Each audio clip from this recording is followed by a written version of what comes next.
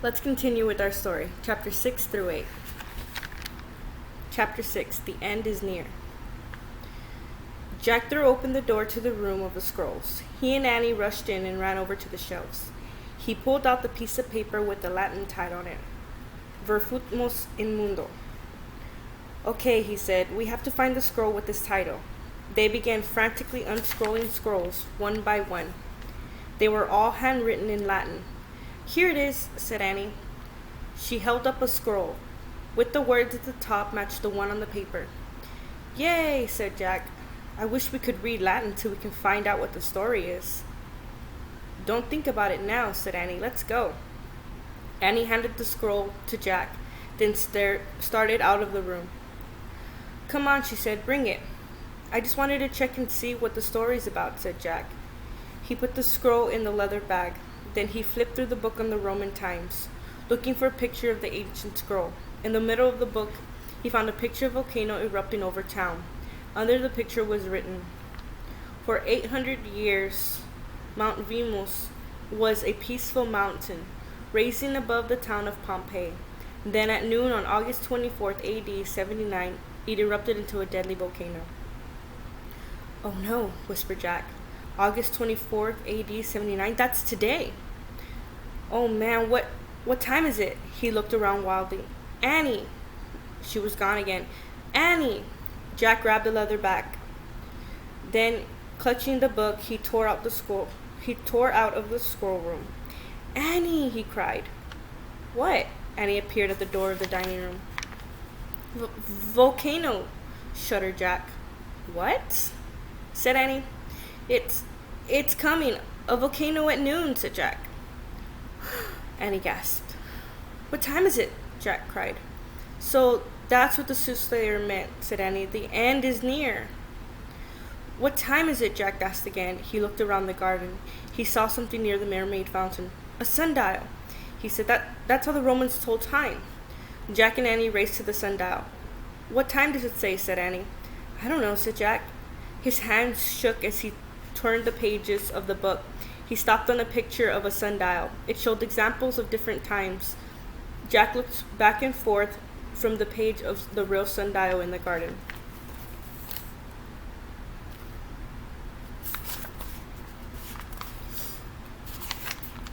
Here, he said. He found the one that matched. Jack read the writing under the picture. The shadow of the sundial can hardly be seen at noon.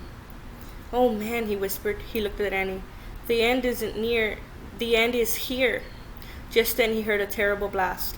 It was the loudest sound he had ever heard. Chapter 7. The sky is falling. The next thing Jack knew, he was lying on the stone patio. The patio stones were trembling. A rumbling sound came from the ground. Jack raised his head. Annie was on the ground too. You okay? Said Annie.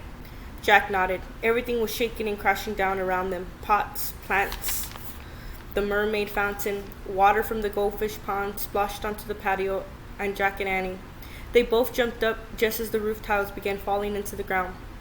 We better get inside, said Jack. He grabbed his leather bag. Then he and Annie stumbled into the strolling library. Giant cracks split the stone floor as Jack and Annie ran to the window and looked out. Glowing rocks were bursting through the sky above Mount Venus. The whole top of the mountain had blown off. What's happening? Said Annie. I'll check, said Jack. He pulled out the Roman book. He read aloud from the section about the volcano. When a volcano erupts, hot molten rock called magma is pulled to the surface of the earth. Once it gets outside the volcano, it's called lava. Lava! That's the burning mud, said Jack. It covers everything, cried Annie. Jack kept reading. There was no running lava from Mount Venus. The magma from the volcano cooled as fast as it froze into the small grayish-white rocks called pumice. A pumice rock is very light and has holes like a sponge. That doesn't sound too bad, said Annie. Wait, there's more, said Jack. He read on. A great cloud of pumice, ash, and burning rock shoot miles into the air. When it rained onto Pompeii, it completely burned the town. Oh man, said Jack. This is a major disaster. It's getting dark, said Annie. Jack looked out again. A thick black cloud was spreading over the earth like an umbrella. The sun vanished as the sky turned smoky gray. That must be the cloud of pumice and ash, said Jack. Just then the ground trembled again. Chunks of plaster from the ceiling fell onto the scrolls. We have to get out of here, said Annie. They ran from the scroll library into the garden. Ash and pumice began to fall. We have to cover our heads, said Jack. They hurried from the garden into the dining room. Look, pillows, said Annie. Let's put them on our heads. They hurried to the couch beside the table and each grabbed a pillow. Tie it around your head like a belt, said Jack. They both pulled off the belts from their tunics. Then they tied onto the pillows like giant hats. A chunk of ceiling crashed down near them. Let's get out of here, said Jack. They stepped over pieces of fallen roof tiles and ran into the main hall. They pushed open the front door. A blast of heat and dust nearly knocked them over. And when they stepped outside, plumes rained down onto the pillow hats. Run, cried Annie. They ran from the vacation villa into the dark, burning streets.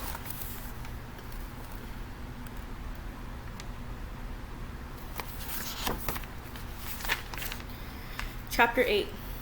Nightmare at Noon. In the distance, fire bursted from Mount Vermus. Burning rocks and fiercely ash fell from the sky. The hot, dusty air smelled like rotten eggs. As Jack and Annie rushed down onto the streets, it was to form everyone. Shoppers, soldiers, gladiators, fruit sellers were running in every direction. Stalls had collapsed. Carts were sliding. Jack froze. He didn't know where to go.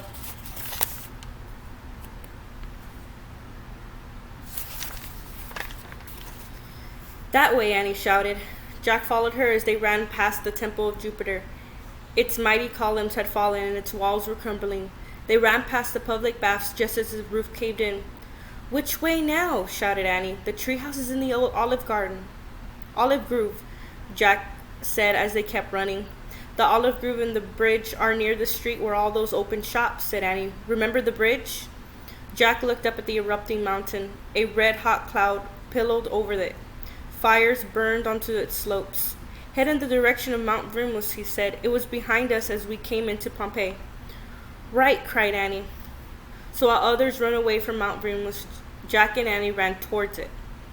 On the street with the open shops, baskets and broken jars rolled over the cracked stones. Jack and Annie ran past the bakery and the shoe shop. They ran past the butcher shop and the barber shop. All the shops were empty. Their owners had fled. The closer they got to the volcano, the more the ground trembled. The darker and dustier it got. This is just like my nightmare, cried Annie. Jack choked on the rotten fumes. His eyes watered. Look, the olive grove, shouted Annie. The tree house is just over there. Come on. Jack could hardly see, but he followed Annie. They left the street and ran to the dried-up stream near the olive grove. Where's the bridge? Cried Annie. They looked around wildly. The bridge had vanished.